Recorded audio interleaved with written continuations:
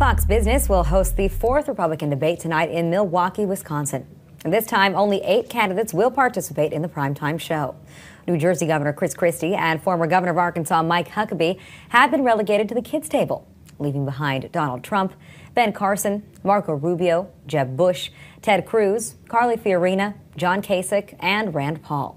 So what can we expect? Well, joining us now are Benjamin Shapiro, editor-in-chief of the Daily Wire, Demetrius Minor, the author of Preservation and Purpose, The Making of a Young Millennial, and Capri Cafaro, the state senator from Ohio. So I want to thank you all for joining us today.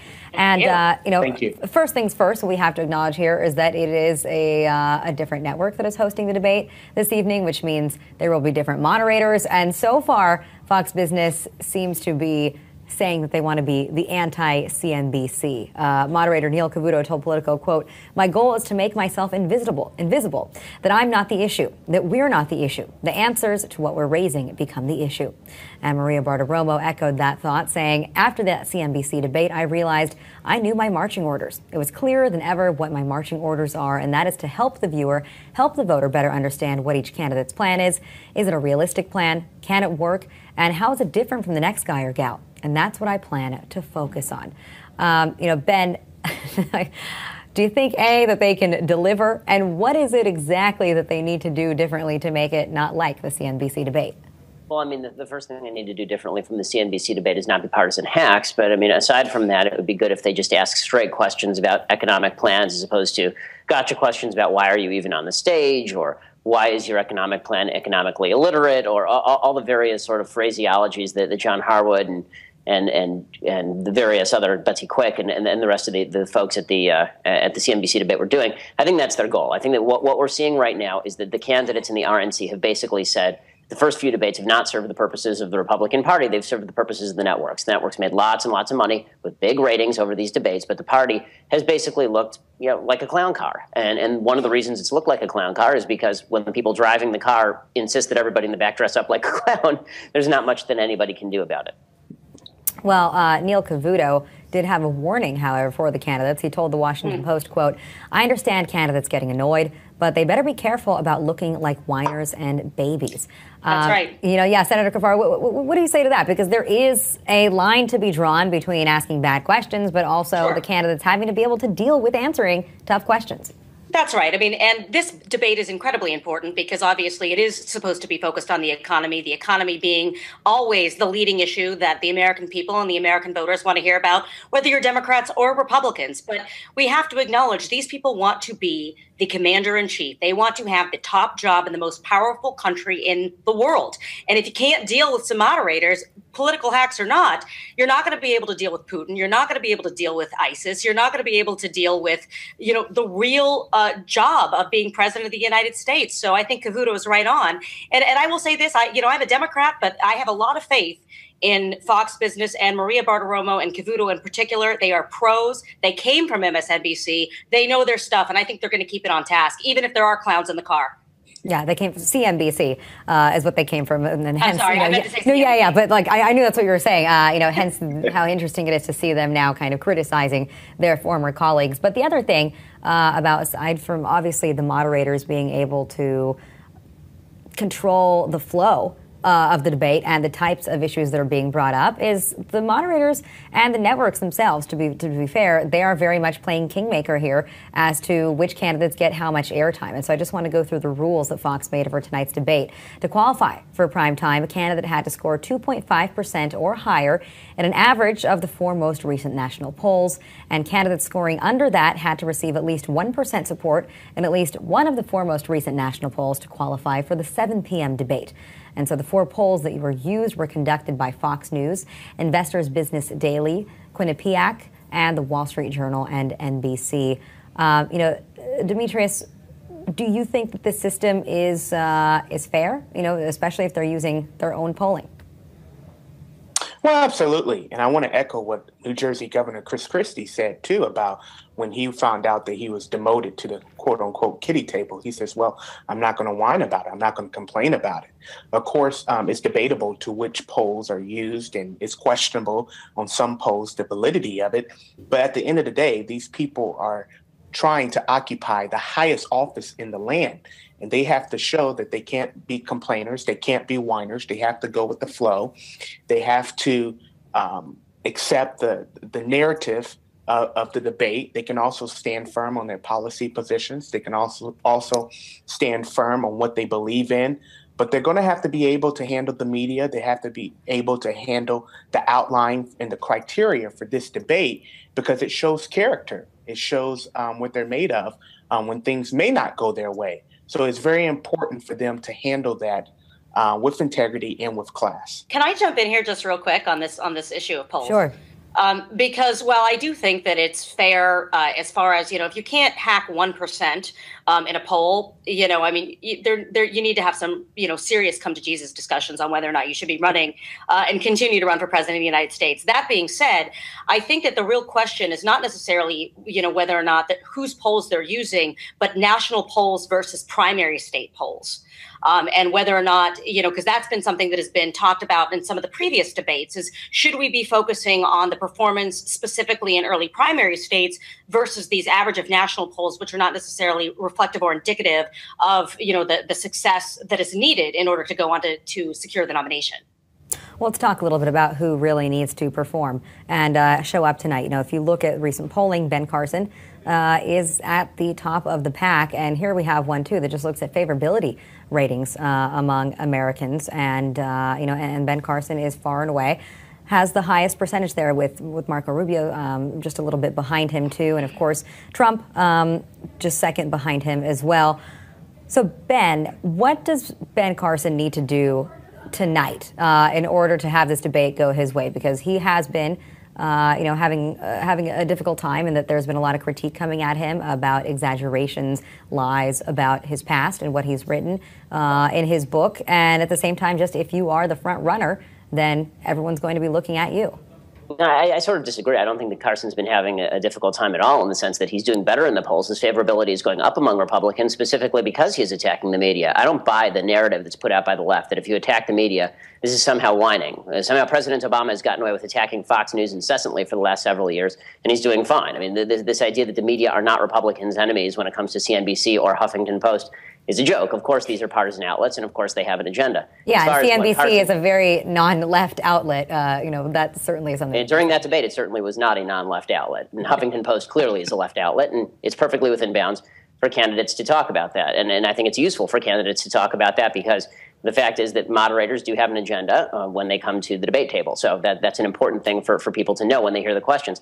When it comes to what Carson has to do tonight, the difficulty for Carson is going to be that he actually can't attack the moderators. This is a tried and true Republican tactic over the last few years, has been going after moderators who ask bad questions. If the questions tonight are solid and down the heart of the plate in terms of basic questions about economic policy, that's actually where Carson has flubbed a bit. If you watch him in the previous debates, anytime he gets to the specifics of his policies, that's where he starts to have trouble. When he can talk about kind of general tactics of the media in their attempt to slander him, then he's on really solid footing. I mean, there's no question that last week he's risen in Republican estimation, specifically because of all the failed attacks on him and the supposed exaggerations and lies that nobody on the left has been able to back up. Well, his own campaign admitted that they lied about the issue of West Point, right? That what was written in his biography. Yeah, his own campaign said that he never actually applied for a scholarship. And in order, listen to me, please. His own campaign admitted that they never applied for a scholarship, or that Ben Carson never applied for a scholarship. And Politico had to revise both its headline and its lead and issue an editor's note. See, this is the sort of thing where Ben Carson is insolid. I hope that you and the media continue to do this. The more you do this, the more you discredit yourselves, and the more people in the Republican field get to attack the media, which, frankly, I enjoy much more. I'm a member of the media, a member of which you are, Ben. Let's also just point out you are also a member of the so-called media here, but not the mainstream media. I'm an opinion journalist on the right. I'm very clear about my agenda. You aren't. I'm very clear about my agenda. I have absolutely nothing to hide. May I say something?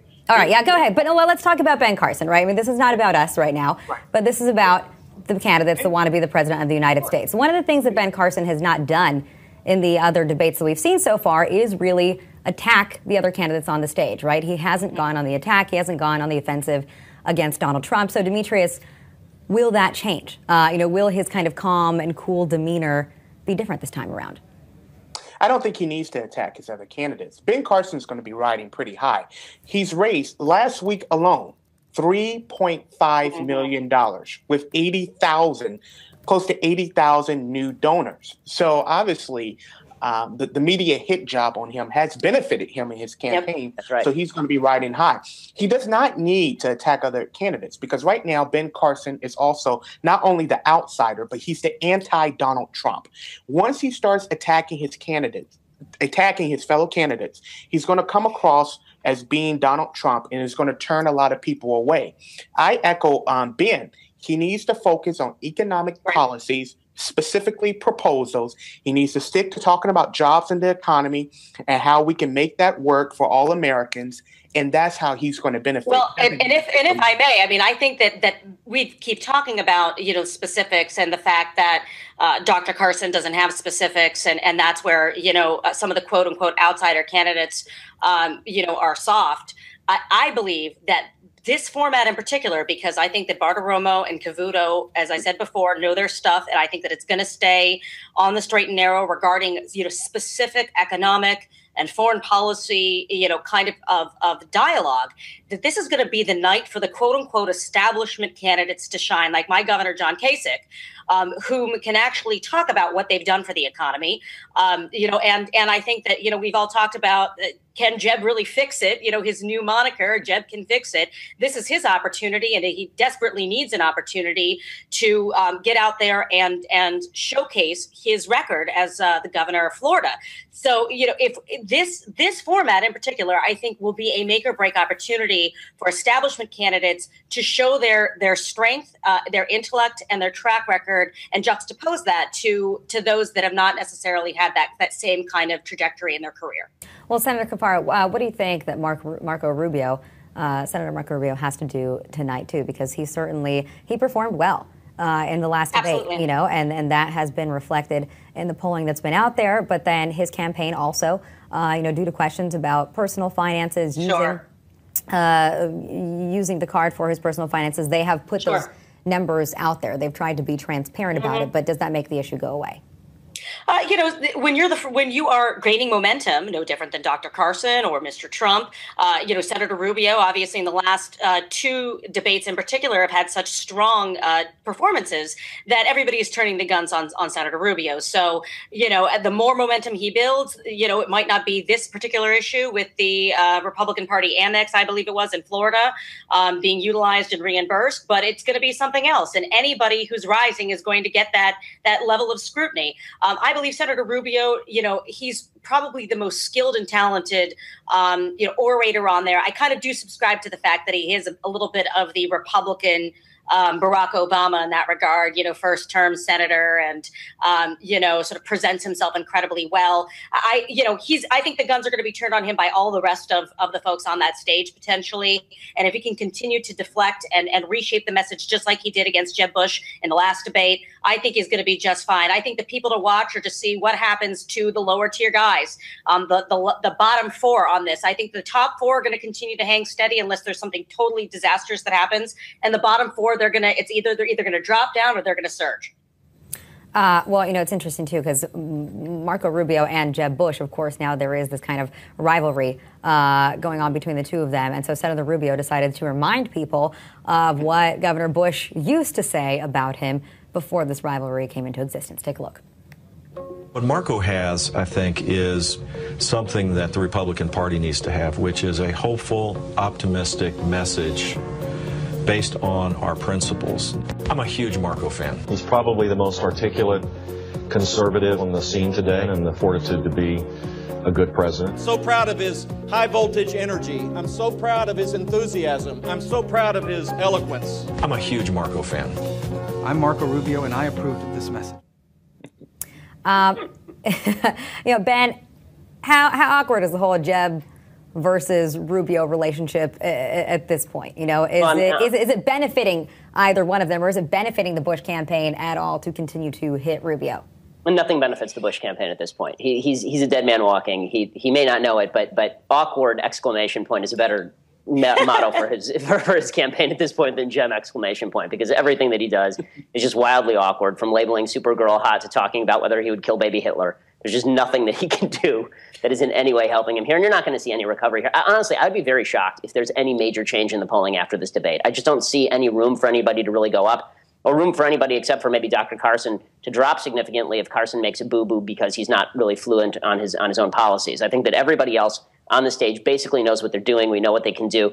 Trump is Trump, and his supporters love him, and his detractors hate him. And no matter what he does, Donald Trump will be considered a winner by his people who love him, and he'll be considered a loser and a huge loser by the people who despise him. So I really don't think he's going to make a break. The economy could be, he's obviously a successful businessman, and so this could be, an even stronger performance for Mr. Trump, no matter what. Well, but he's not going to get as much of an opportunity to throw some gut punches, because the one thing that Trump has really done so well in the previous debates is anytime somebody slaps at Trump is, I've turned him the fat lion. You poke him too much and he tries to eat your face, and that's kind of what Donald Trump waits for in these debates. He waits for somebody, a moderator, another candidate to attack him, and then all of a sudden he leaps across the podium for the kill. I don't think you're going to see that same sort of thing. The debates where Trump has done the worst are the ones where he looks the most sober. The ones where he's not Trump are the ones where he hasn't benefited very much, because if he has to talk policy proposals and he's talking Atlantic City, I think we've all heard his talking points at this point. Yeah, well, he does sometimes show that he has a very thin skin, but where Trump differs with some of his Republican colleagues, though, is exactly in his tax plan, right, or what he has to say about raising taxes on the wealthy. And so I just wonder, too, Senator, do you think that certain issues like the fast food strikes that are going on today, did you think that anything like that is going to make it? Yeah, the fight for 15, fighting for a minimum wage of $15. Do you think that is going to make it into this kind of a debate? It may. The issue of increasing the minimum wage has made cameo appearances in previous debates.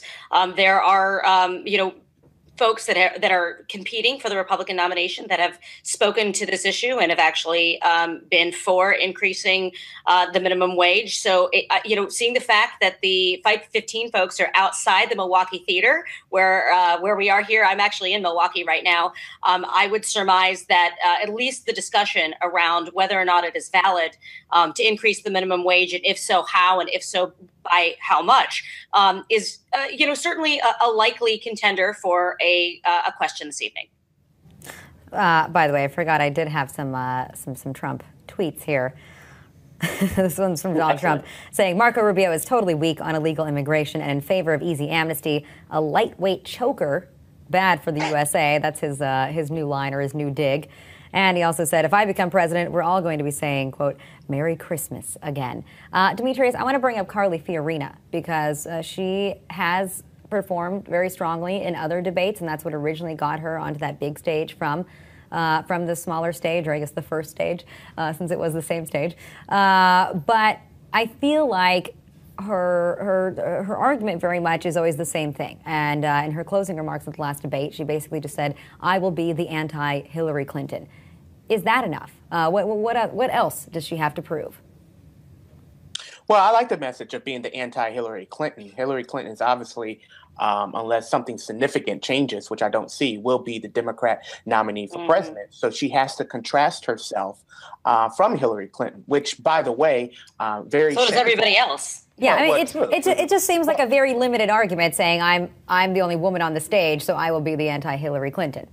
Well, she has talked about the economy. She's talked about zero-based budgeting. She's talked about her tenure at HP in the private sector, and how she would bring that up front if she's elected as president of the United States, as far as the economy is concerned. Carly does well in the debates.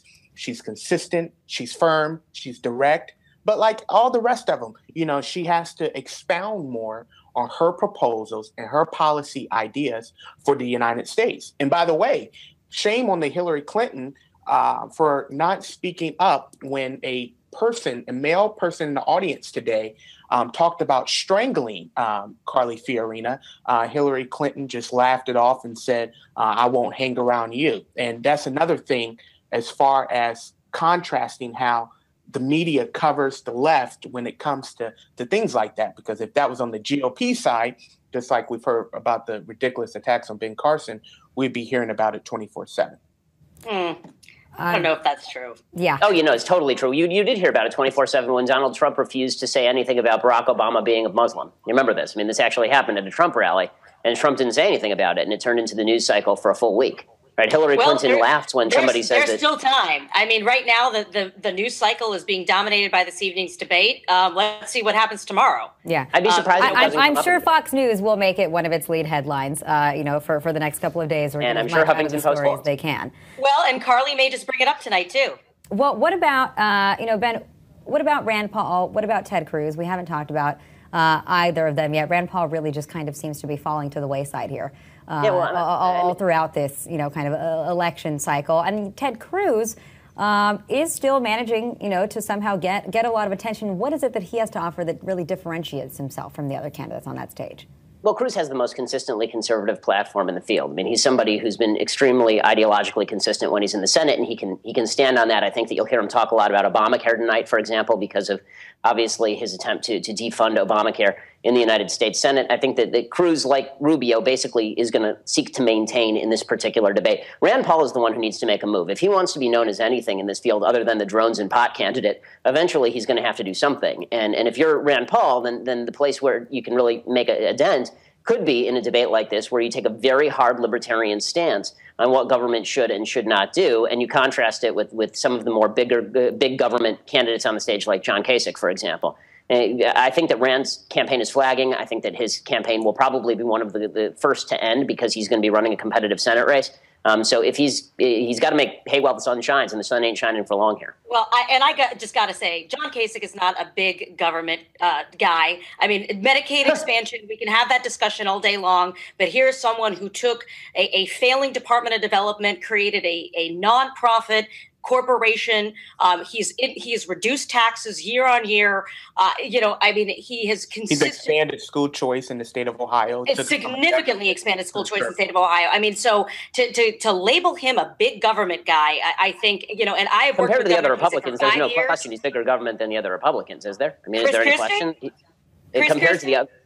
Oh, no. I mean, Christie is also a bigger government Republican, and he's not on the main stage. On the main stage right now, tonight, John Kasich is the biggest government Republican on that stage. Well, I would actually look at Maybe Trump. even Jeb Bush's record. I mean, when you are forced to govern, you have to make difficult decisions. But you're not really forced to tell people that in order to get into heaven, you have to spend government money, which is what John Kasich said. John Kasich said that that he wanted to bring Ohio's tax dollars back to reinvest into the healthcare system to help those that are the working poor. There's a significant difference. It isn't government money. It was the money of the people of Ohio. I'm specifically talking about an answer that he gave during a meet I know exactly what you're talking about. I'm sure you do. All right. Well, we're going to wrap it up there. But, of course, we all will be looking forward to what happens this evening and be watching those debates. And also, just to clarify what I was saying earlier about Ben Carson, too, to go back to this piece, his campaign conceded that the story was that he never applied, as I said. Absolutely no bias there. He never claimed that he applied. He admitted fabricating the application. All right.